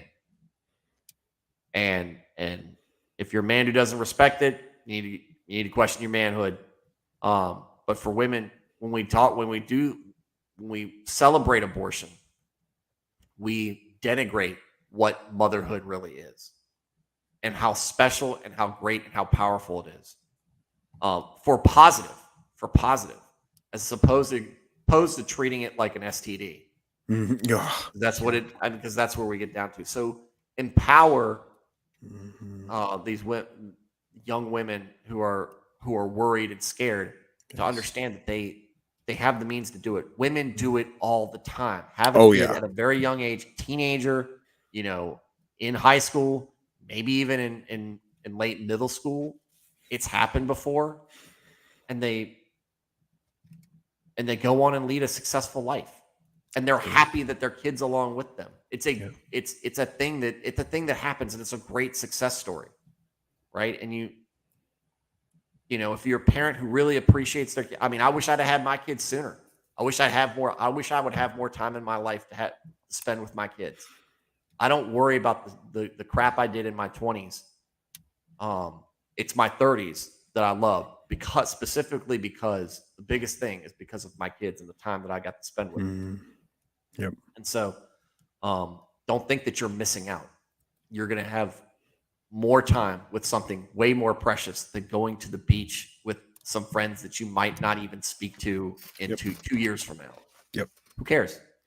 And if you're a parent of one of these folks, be that support system. Be a good grandparent. It's a good thing. Being a grandparent. Be a good godparent. Be a good godparent.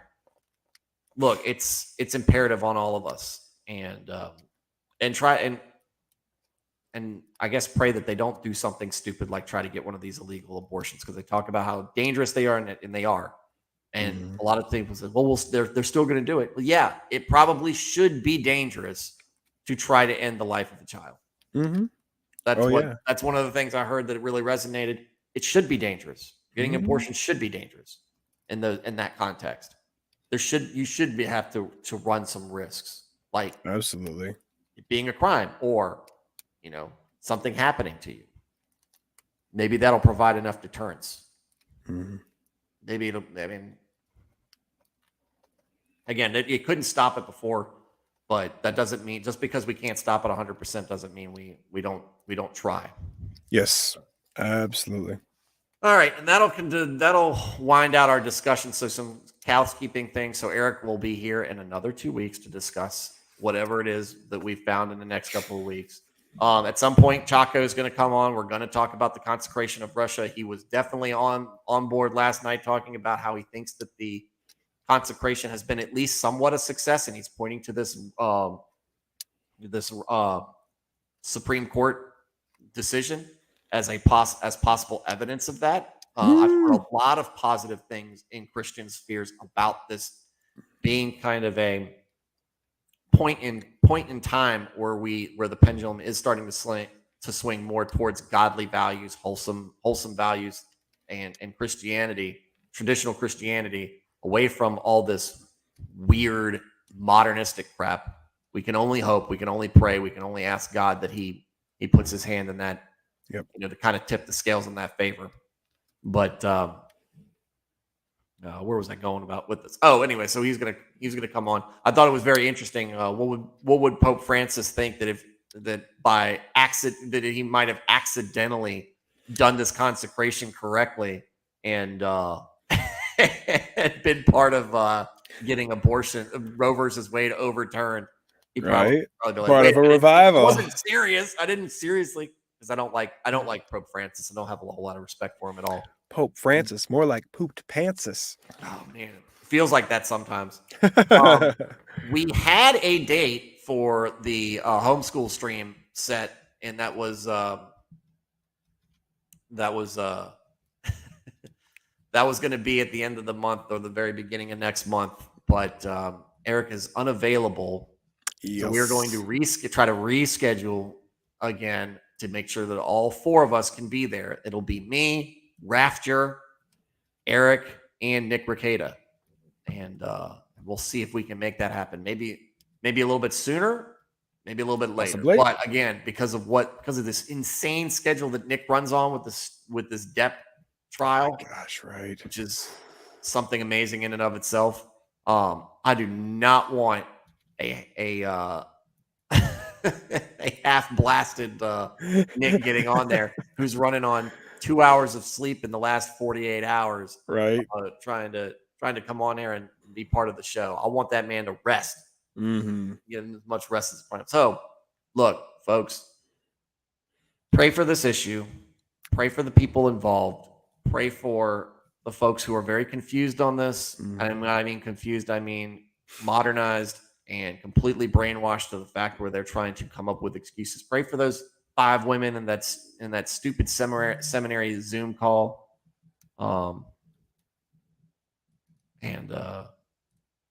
Pray also. Don't pray that they get what they want. Pray that they come to accept the truth for what it is. Pray also too that if you feel it tugging inside your heart that you want to do more, if you're a family union, if you're married and you feel that you want to do more and you feel that maybe you would want to adopt a child, or maybe you would want to see where you can help out, whether it be monetarily inside somebody's life, whether it be donating to a shelter, pray and ask God to show you where the best allocation of your offerings could go. I've done that. My wife and I, we've done that many a time where we've asked God, hey, where do you want this month's tithe to go to? And he'll reveal it to you. And it may just so happen that you end up being able to help somebody out that would otherwise be forgotten about. And you can put all these people who say, well, you guys yell about right to life over right to birth. You can put those people to shame. There we go. All right. Close this out. Christian Mario, I'll concede Flawed Man of God is not a Baptist, just this once. I took a sip of my whiskey for that, and he said I heard about that with Reliant K touring with a gay woman. So, and that'll tie us out. But I don't think we missed anyone in there. We had the Protestia. I think we got him. So that's good. That's good. Maybe I'm making some inroads and get some new networking in there. So Yeah. that's my business to deal with, and you guys' business to listen when it comes in. So with that said, everybody, have a good evening. I'll be on tomorrow night to talk more about Deuteronomy, which has become a beautiful book of the Bible as I'm reading through it, with really taking it to heart. And we will keep going from there. But with that said, everybody, have a great evening. Good night, and God bless. Take care.